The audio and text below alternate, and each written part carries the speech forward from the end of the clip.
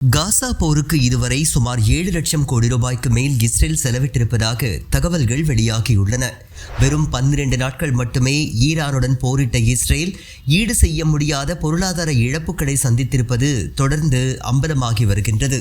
ஆனால் வெளி உலகிற்கு இதனை இஸ்ரேல் மறைத்து வருகின்றது. ஈரான் நடத்திய தாக்குதலால் விமானங்களை இயக்க முடியாமல் போனதால் மட்டும் சுமார் 91 கோடி ரூபாய் நஷ்டம் ஏற்பட்டுள்ளதாக இஸ்ரேல் ஏர் விமான நிறுவனம் தெரிவித்துள்ளது. 2ஆம் காலாண்டு வரவு செலவு கணக்கில் இது தெரிய வந்திருப்பதாக அந்த நிறுவனம் கூறியுள்ளது.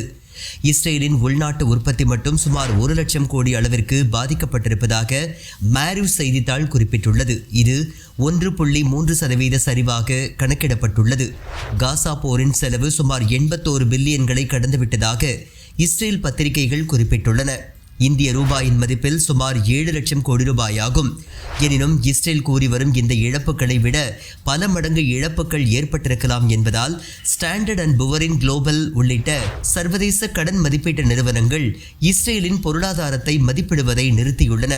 போர் முடிந்த பிறகே உண்மையான முழு விவரங்கள் வெளிவரும் என்றும் அதுவரை இஸ்ரேலின் பொருளாதார வளர்ச்சியை கணக்கிடுவதை நிறுத்தியுள்ளதாக அந்த நிறுவனங்கள் கூறியுள்ளன.